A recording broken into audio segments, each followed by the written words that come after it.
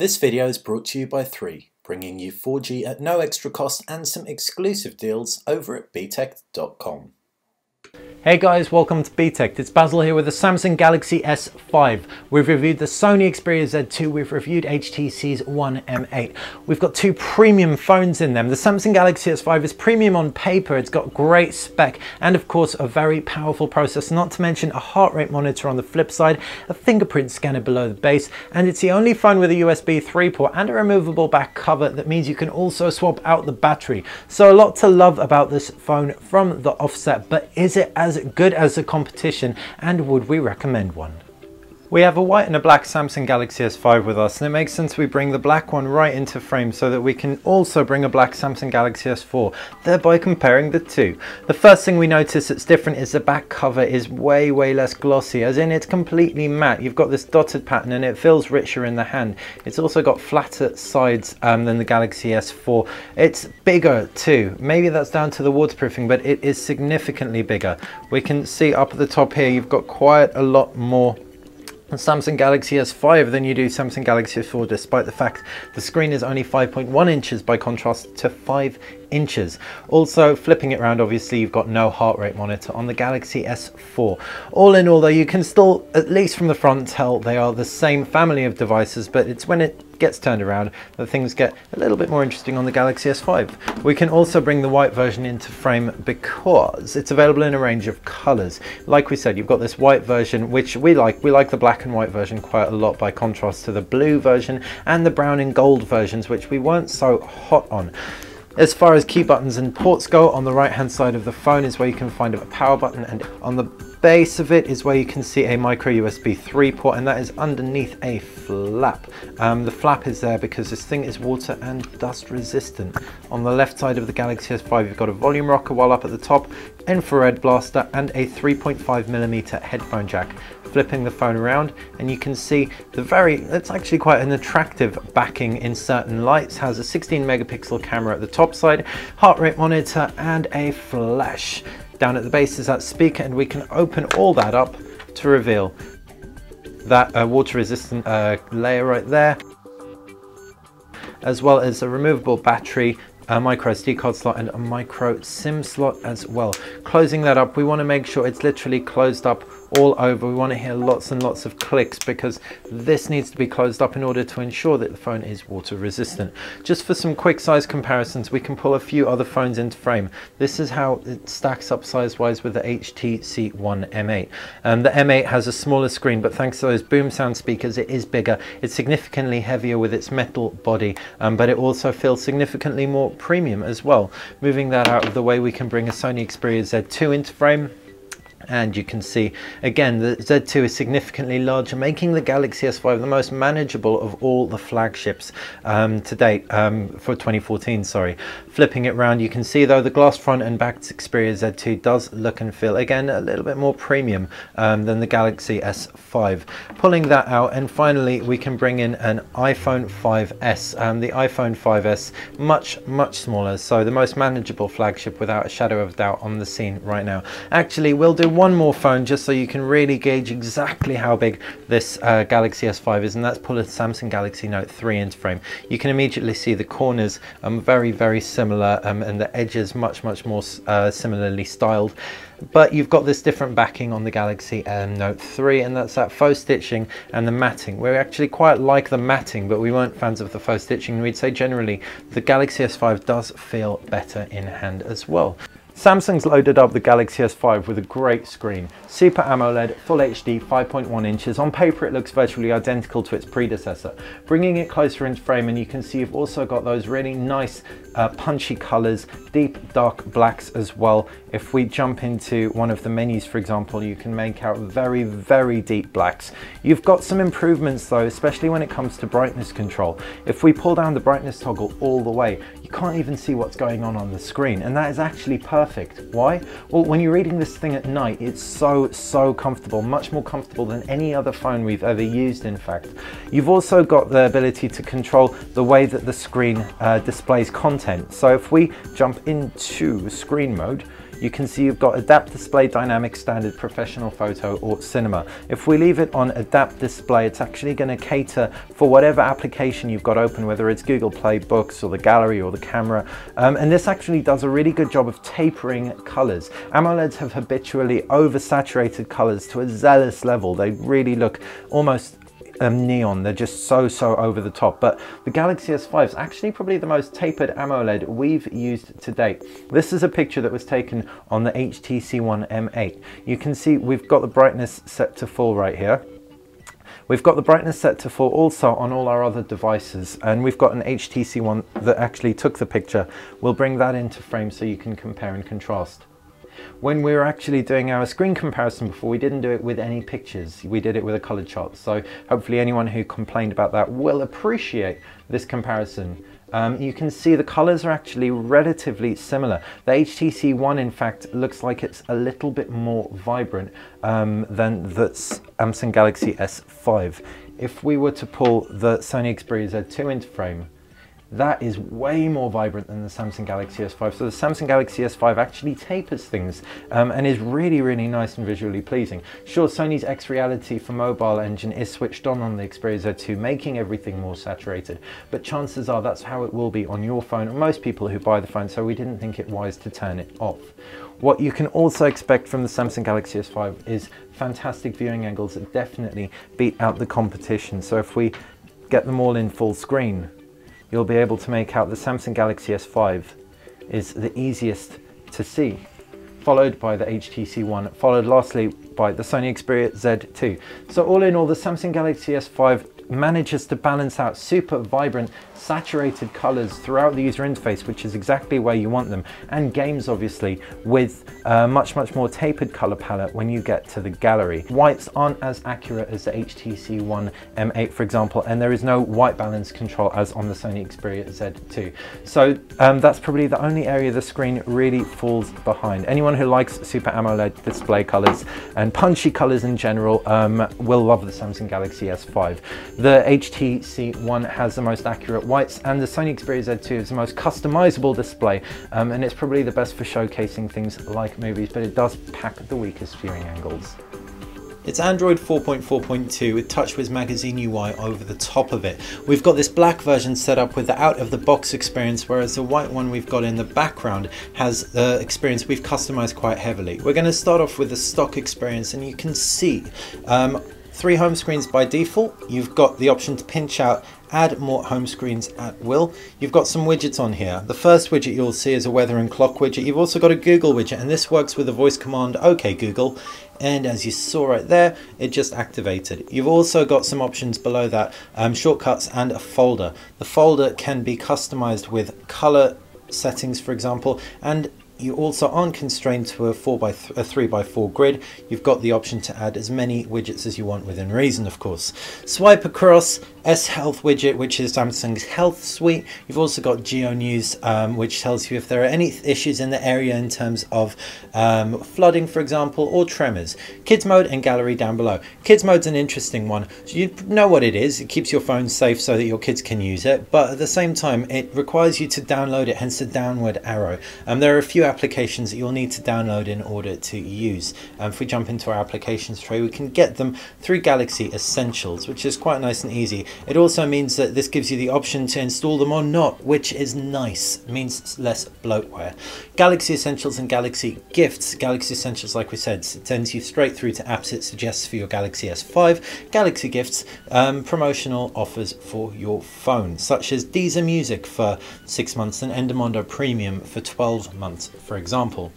Swipe across to the left and you've got My Magazine UX. My Magazine is a bit of a funny one. If we finish through to the settings, you can see you don't actually even have Facebook integration, despite the fact you do have things like Twitter and Tumblr. So if you are a heavy Facebook user, you might not activate it. You can make it just a news aggregator, but it's quite a clumsy, clunky way of activating your news. And it also interrupts your home screen experience quite extensively when you accidentally swipe it open and then you just want to close it really quickly. So if you are anything like us, you will jump into the home screen settings and you will deactivate it. In the home screen settings, you can also toggle the transition effect as well as tweak your widgets and wallpapers after you've just pinched through.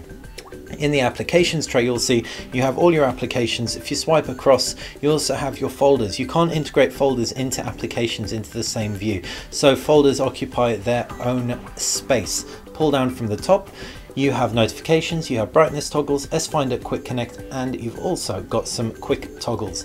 These can be expanded upon or just simply pulled down by default with 2 fingers as opposed to 1. Now if we pull those up, we can pull down once again with 1 finger and access Quick Connect. Now Quick Connect allows you to connect to devices in your immediate area via Bluetooth or Wi-Fi direct. If you, for example, have a Bluetooth headset and you want to connect it but you don't really know how Bluetooth works, Quick Connect will be much easier to go through than the Bluetooth menu. S-Finder will search your entire phone for, say, whatever you type. So if we were to type in Samsung and press enter, it's going to search our applications, search our music, my files, search settings, as well as things like web history. So really comprehensive search, and we think it's an invaluable part of the phone right now. Jumping into that quick toggle menu one last time, it's worth pointing out 2 things: Download Booster and Toolbox. Download Booster, if we activate it, engages with Wi-Fi and 4G or 3G depending on which you're using to download whatever you're downloading even faster. Toolbox is a very nice little circle that appears wherever you want it to appear. You can drag it across the page and it's sticky, so whatever screen you're on, it just stays there. If we pull it up, you can also see, jumping out of there, opening up Toolbox, you've got applications that you can assign pinned to Toolbox, and so you can open them nice and quickly. Now overall, our impression of TouchWiz is that it is really improved. We had a few issues. Quick Connect, for example, sucked our battery dry and has been a little bit faulty every now and then on the white Galaxy S5, but we haven't had any kind of problem like that on the black one. So if you do have anything like that happen to you, make sure you get in touch with Samsung. They are really helpful with us, so hopefully they'll be really helpful with you too. But all in all, we think TouchWiz Nature UX is something that we are happy to see gone. My Magazine UX is much more attractive, and the mere fact Samsung gives you the options to do things like toggle home screens, and we haven't even mentioned the fact that their settings menu is so incredibly beautiful, just means that the design guys get it, the UI guys get it, and it's a definite step in the right direction. The Samsung Galaxy S5 also has a fingerprint scanner. Now you can use this to unlock your phone. You can also use it to make secure payments as well through the PayPal app, not to mention make folders and photos, etc. private. As far as the unlock goes, if we were to lock our phone, unlock it again, you can have up to 3 fingers activate the fingerprint scanner. As you can see, it doesn't always work, but it does 7 times out of 10.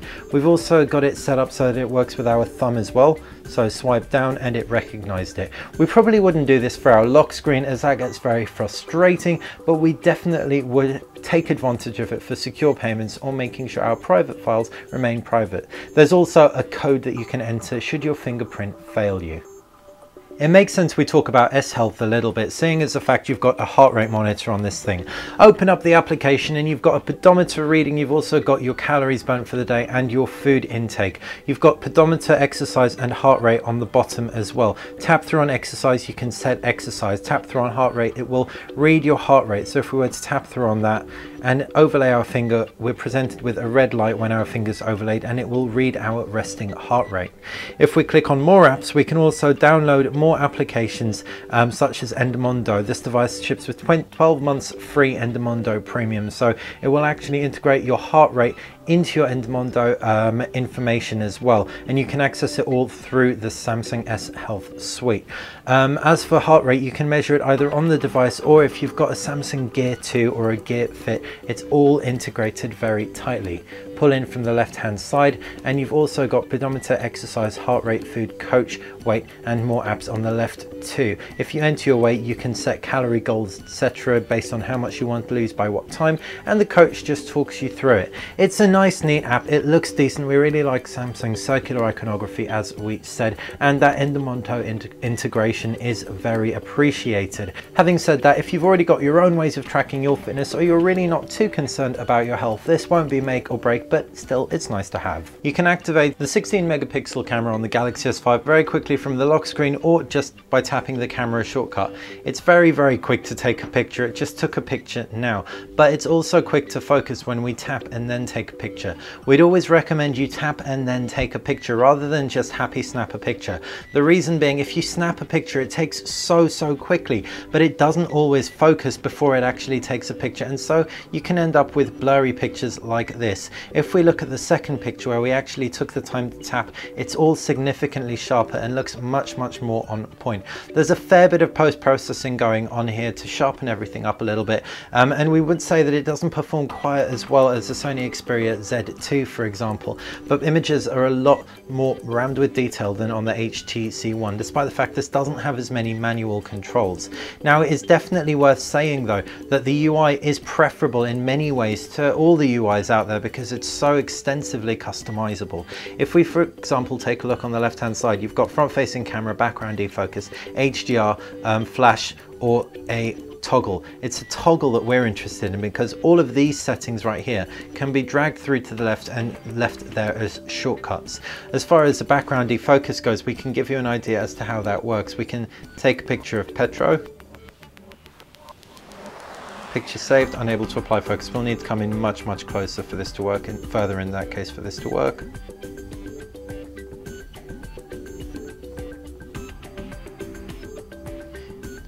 You can see it's taking some time. It takes a lot longer than an HTC One or Xperia Z2 to do this selective focus. But once it does it, it's all right. The effect isn't too dramatic, so it's not going to be like the linear or radial blur on the Xperia Z2, but it's not meant to be. If we tab through, we can then change to far focus, so we focus in on the background. Again, it takes a little bit of time to do that, but we can see Petro's nice and blurred out. We can change to near focus, and we can change to pan focus so that everything is nice and sharp. So that option's there. We can obviously remove it. It doesn't have to be sticky on the left hand side. As far as the shooting modes go, you can download some more, but the default ones on here are the automatic mode, which we just showed you. You've also got beauty face, which softens subjects' faces, shot and more, which is like Nokia's smart cam. It gives you the option to choose best photo, best face, for example, as well as motion shots, panorama, virtual tour. Virtual tour will actually create a movie if you tour around a house. It's like an indoor Google Maps of sorts, as well as dual camera too.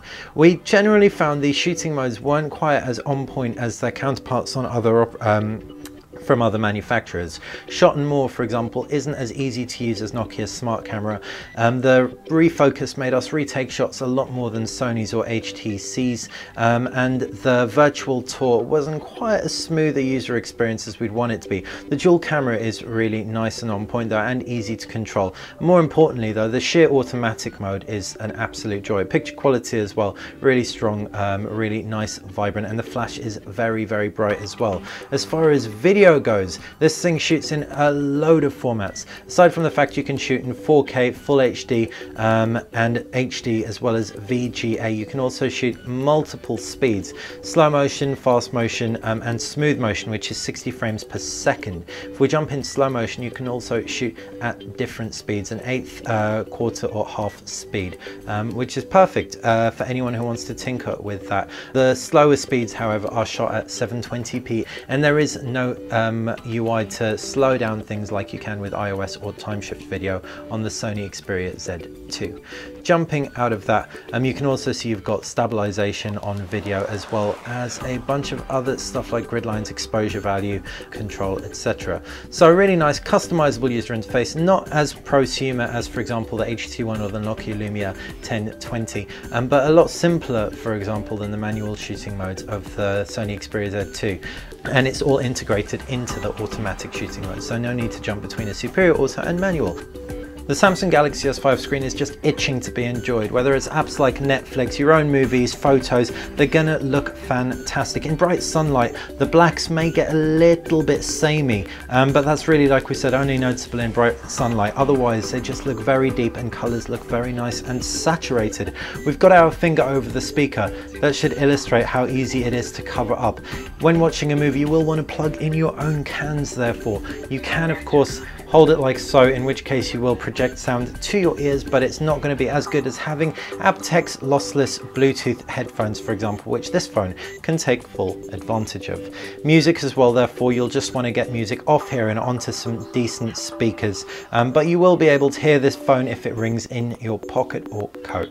Gaming on the Galaxy S5 is going to be an absolute treat. Things like on-screen controls are no problem whatsoever with that large 5.1-inch Super AMOLED display. If we were to jump out of one game onto another one, we can also see performance is no issue. This is a 2D game admittedly, but we've played loads of 3D games on here as well, and it's just an absolute joy. We really find this one of the best gaming devices on the market. Make sure that if you are getting this, you plug in some cans up at the top. They don't get in the way too much, or indeed use Bluetooth headphones like we said for all your media.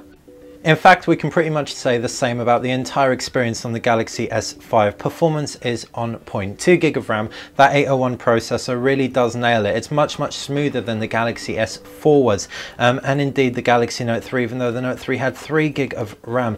The user interface has just been streamlined. The fact that My Magazine isn't compulsory, you can get rid of it. And of course, everything just running so nicely in terms of gaming and third-party applications just proves that this is the most powerful Samsung Galaxy on the block, or at least the most optimized. As far as connections go, you've also got everything and the kitchen sink. Okay, maybe not wireless charging out standard, but you can get a wireless charging back plate for it. You've obviously got the infrared blaster up top, USB 3 at the base, and like we said, this thing is waterproof as well, water resistant, so it's going to be able to take a dunk or two. The battery life on the Samsung Galaxy S5 lasts for a day tops. Sure, you can turn on this ultra power saving mode. Aside from the fact it takes an age to activate, it disables applications that it thinks are going to take a lot of battery. It gives you internet access, which is more than the HTC One's ultra power saving mode does. If we tap into the settings, we can also see you've got access to some key settings right there. You can also add certain applications like Facebook and Twitter as well, so it doesn't mean you're completely without your social networking. Pull down the notifications tray and all you have is the option to disable ultra power saving mode, in which case it'll take a very long time to do so. Obviously, having that monochromatic back means that you will take advantage of AMOLED's abilities to conserve power when emitting blacks. The battery itself, removable. You can of course carry spares 2800 milliamps, and you should be able to find them readily available on eBay or through an official retailer. So there you have it, the Samsung Galaxy S5. It was always going to be a good phone. The question was always going to be how good is it? And it is very good. There are some key advantages over the competition, the swappable back cover being the main one, and battery is also probably the most ergonomic, the easiest to reach all the corners. The design is also up to notch over its predecessor. We're glad to see that glossy back gone, and the matte back is much more preferable, especially when it comes to in-hand sensation. The screen is also beautiful. The UI is much preferred over TouchWiz Nature UX of old. There are a few points of contention. We did have a few battery issues. For the most part though, you should be able to get at least a day out of this thing. Also, there are a lot of gimmicks on here. We wouldn't say the heart rate monitor or the fingerprint scanner was reason enough to make you choose this over the competition. Having said that, the camera does perform very well, and all in all, you have once again a very solid Galaxy device from Samsung.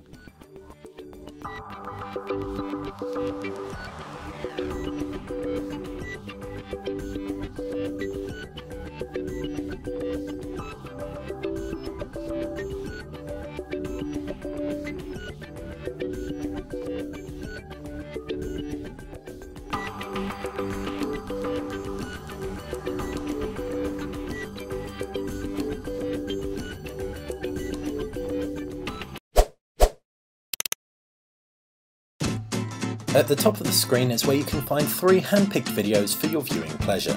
On the left is where you can subscribe, and on the right hand side you can find some exclusive deals if you head over to btect.com.